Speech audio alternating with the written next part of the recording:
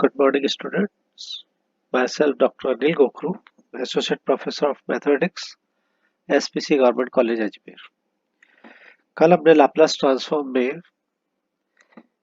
इसकी कुछ प्रॉपर्टीज को डिस्कस किया था, जिसमें लीनियरिटी प्रॉपर्टी हमने पढ़ी थी, फिर फर्स्ट शिफ्टिंग प्रॉपर्टी और translation property, second shifting property and translation property, and last change of scale property हमने डिस्कस की थी। आज के इस लेक्चर में हम डिस्कस करेंगे सम स्टैंडर्ड एलिमेंट्री फंक्शंस के लाप्लास ट्रांसफॉर्म निकालना, यानी कि Laplace transform of some standard functions.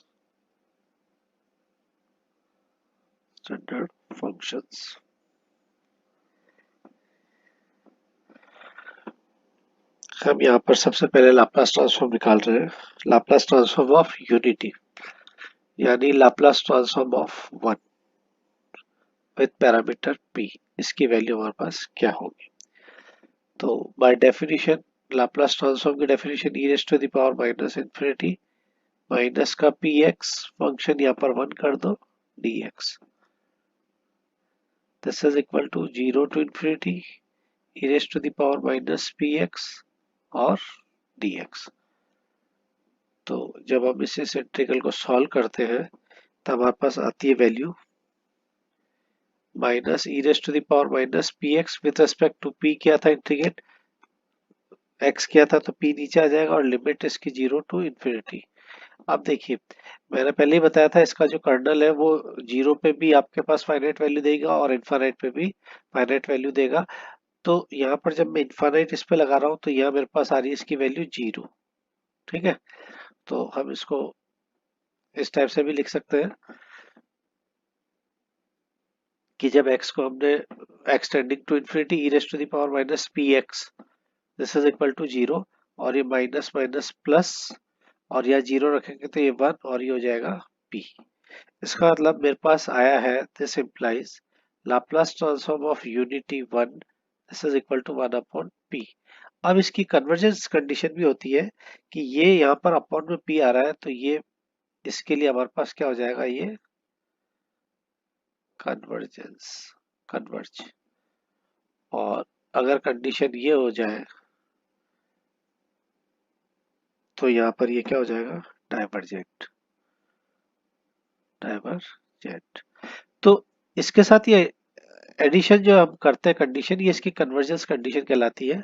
अगर वो कभी कहता है कि write the Laplace transform of this या find the Laplace transform of this with its convergence condition, तो इसकी कन्वर्जेंस कंडीशन के साथ इसको लिखना हो तो ये चीज हमें ध्यान देनी पड़ेगी कि ये जो हमने लिखा है ये इसकी कन्वर्जेंस कंडीशन कहलाती है। ठीक है, अब हम सेकेंड वाले पे आते हैं। ये तो पहला हमारे पास हुआ, अब हम आते हैं Laplace transform of x. Laplace transform of identity हमने निकाल ली,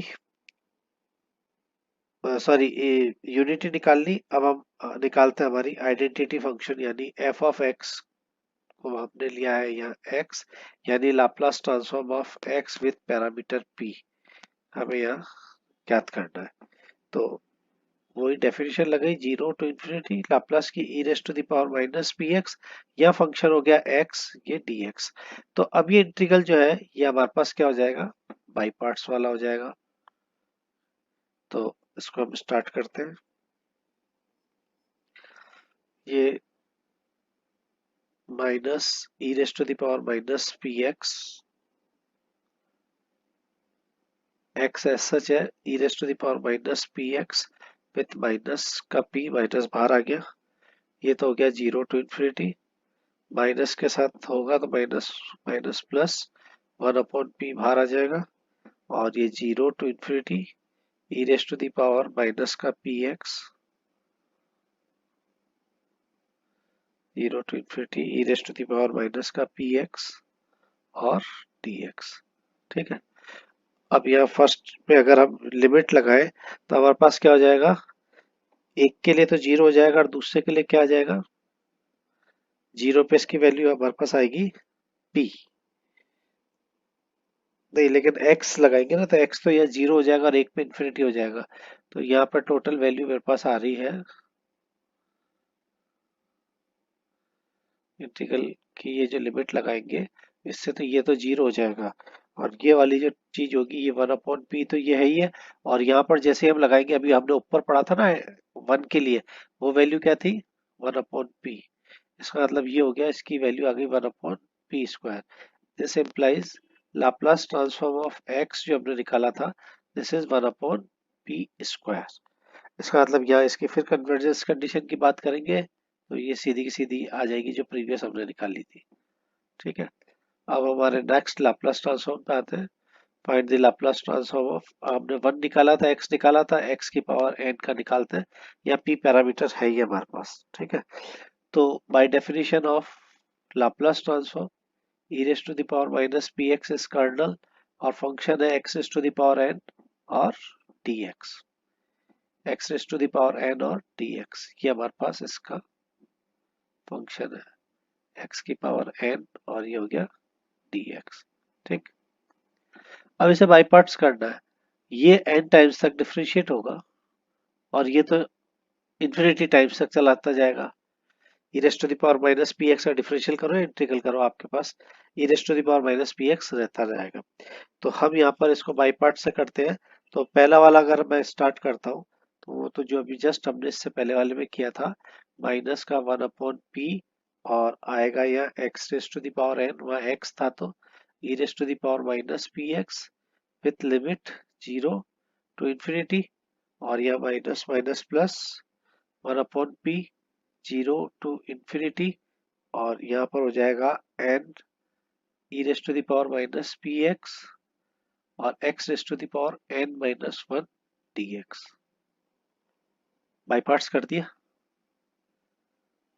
ठीक, ये वाला तो आपके पास फिर 0 हो जाएगी वैल्यू इसकी, तो 0।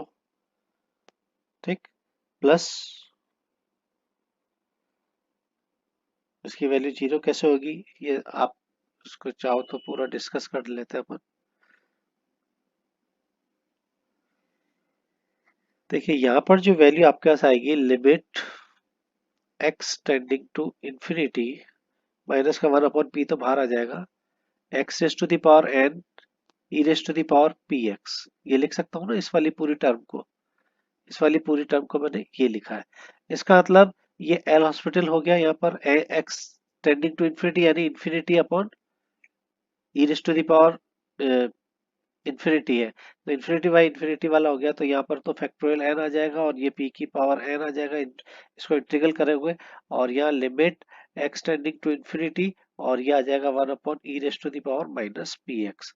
और जब ये लगाएंगे तो ये मेरे पास क्या बनेगा 1/इंफिनिटी, और ये टर्म जो मल्टीप्लाई में वो तो है ही है, इसकी वैल्यू कितनी होगी 0। ठीक है, तो ये पूरा पूरा इंटीग्रल तो मेरे पास खत्म हो गया, ये तो आ गई इसकी वैल्यू 0। अब बचा हुआ इंटीग्रल क्या है मेरे पास, बचा हुआ इंटीग्रल है तो 1/p, है ना। तो मैंने यहाँ से निकाल दिया था प्लस का n/p, n भी बाहर निकाल दिया था कांस्टेंट को, 0 to infinity e raise to the power minus p x, x raise to the power n minus 1 और dx। मेरे ख्याल से यही बचा था, है ना। अब इसको वापस से हम बाई पार्ट्स करते हैं। तो जब वापस से बाई पार्ट्स करेंगे तो हमारे पास यहाँ देखिए एन और पी आया था, तो दूसरी बार जब हम करेंगे तो यह क्या आ जाएगा एन, ये वाली पावर बाहर एक बार और आ जाएगी n-1, और ये जो p था वो मेरे पास क्या हो जाएगा p²। ठीक, ये हो जाएगा 0 to infinity e raise to the power minus p x, x raise to the power n-2 और dx। इसके पहली वाली जो टर्म आएगी वो फिर 0 हो जाएगी। तो ऐसे बाई पार्ट्स में अगर चलता चलूंगा तो ये मेरे पास कहाँ पर जाकर खत्म होगा, e raise to the power, ये वाली जो टर्म है ये मेरे पास n टाइम्स तक चलेगा। इसका मतलब ये फैक्टोरियल जो है वो पहले n चला, फिर n-1 चला, फिर n-2 चलेगा, तो कहाँ तक चलेगा ये 3 2 1, और इस पे पावर जो पहले p आ रही थी फिर आपने फिर p आई थी, तो ये कहाँ तक जाएगी n टाइम्स तक जाएगी, n टाइम्स तक जाएगी। ठीक है, बचा हुआ अंदर जो इंटीग्रल रहेगा वो क्या होगा, ये टर्म तो हो जाएगी 1, तो e raise to the power minus p x 1 dx, ये किसका लाप्लास ट्रांसफॉर्म है? यूनिटी का। ठीक है, ये लाप्लास ट्रांसफॉर्म है हमारे पास यूनिटी का। तो इसका मतलब ये मेरे पास वैल्यू कितनी आ जाएगी? ये तो फैक्टोरियल एन हो गई, ये ऊपर की टर्म तो फैक्टोरियल एन हो गई, नीचे की फैक्ट क्या हो गई? पी की पावर एन। और इसकी वैल्यू अभी हम बाहर सबसे पहले पढ़ के आए ये, तो कितना हो गया? Factorial n upon p raise to the power n plus one. ठीक है, p raise to the power n plus one, और कन्वर्जेंस कंडीशन इसकी लगा दीजिए आप। और फैक्टोरियल को अगर गामा में तोड़ना चाहो तो ये इसकी वैल्यू ये भी आ जाएगी, p of n plus one. तो ये हुआ Laplace transform of x raise to the power n का। ठीक है, अब हम आते हैं Laplace transform of e raise to the power a x. Laplace transform of e raise to the power a x with parameter p. By definition of Laplace transform e raise to the power minus p x, f x की जगह आ जाएगा ए x और d x.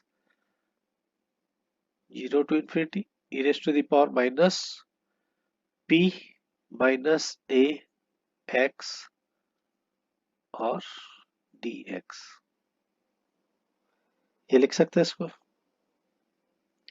चलिए अब इसको integrate कर देते हैं। तो ये आपके पास हो गया, this is equal to minus e raise to the power minus p minus a x upon p minus a और लिमिट जीरो टू इंफिनिटी। तो जब इंफिनिटी लगाएंगे तो ये आपके पास कितना हो जाएगा? जीरो। और जब जीरो लगाओगे तो माइनस माइनस प्लस, ये तो वैल्यू हो जाएगी ऊपर वन और नीचे हो जाएगी p माइनस ए। यानी कि ये हो गया implies Laplace transform of e raise to the power a x अगर मैं निकाल रहा हूं तो वो मेरे पास आ रहा है वन अपॉन पी माइनस ए। पी माइनस ए, इसकी कन्वर्जेंस कंडीशन क्या होगी? ये होगी, this is the convergent condition. अब अगर हम p प्लस ए एक्स की बात करी तो यह Laplace transform of e raise to the power minus a x की भी बात कर ले तो वो हमारे पास आ जाएगा p प्लस ए। p प्लस ए हमारे पास यहाँ पर आ जाएगा, और यहाँ प्लस का ही आ रहा है तो इसमें कोई कंडीशन की बात ही नहीं है। अब हम चलते हैं साइन ए एक्स, यानी Laplace transform of sine of a x with parameter p।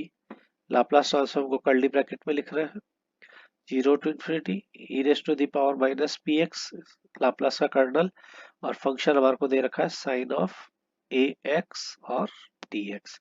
ये इंटीग्रल जरा याद करो, आपने ट्वेल्थ में भी पढ़ा होगा इंटीग्रल छोटी क्लासों में। E raise to the power a x sine b x integral और डी एक्स, लिमिट तो हम बाद में लगा लेंगे।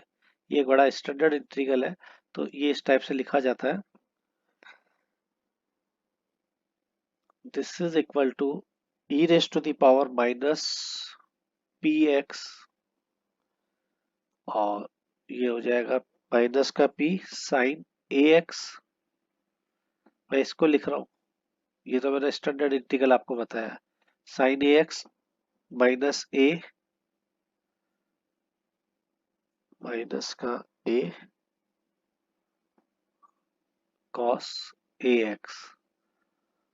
ठीक है, अपॉन ए स्क्वायर प्लस बी स्क्वायर होता है तो यह P square plus a square.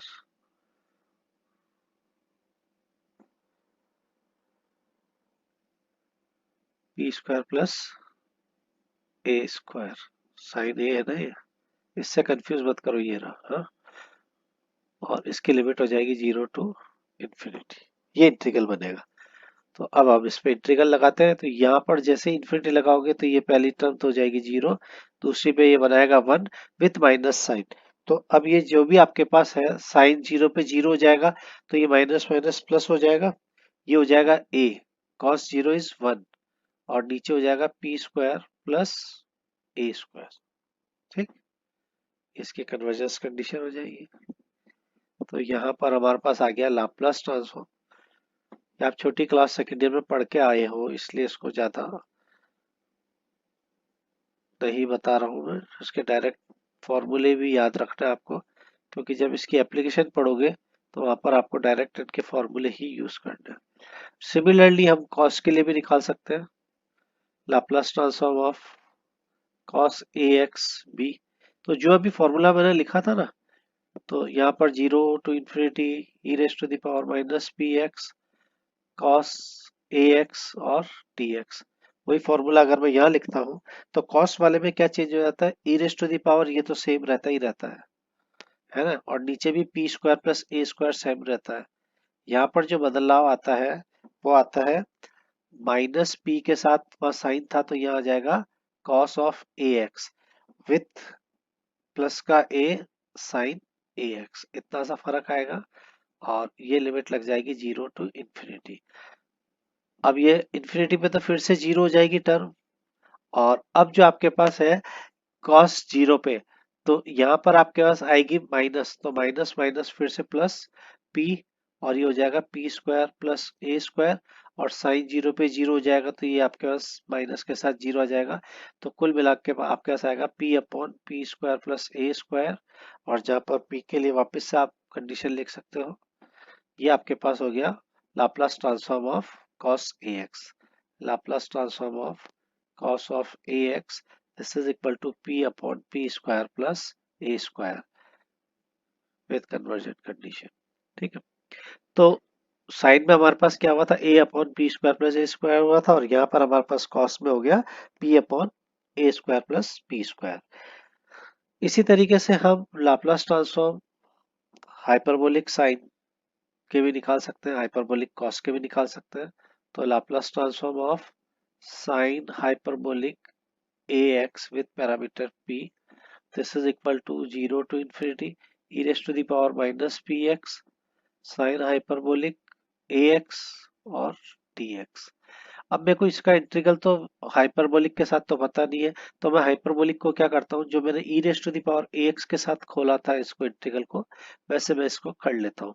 E raise to the power minus p x, hyperbolic में हमारे पास ये ध्यान रखना आयोटा नहीं आता है, तो ये जब साइन का है तो e raise to the power a x यहाँ माइनस आ जाएगा e raise to the power minus a x के साथ। अगर कॉस होता तो यहाँ प्लस आता, इतना ही फर्क पड़ता, ये दोनों तो आपके सेम रहेंगे, e raise to the power minus का ए एक्स अपॉन 2, और ये हो जाएगा आपके पास dx। ठीक है,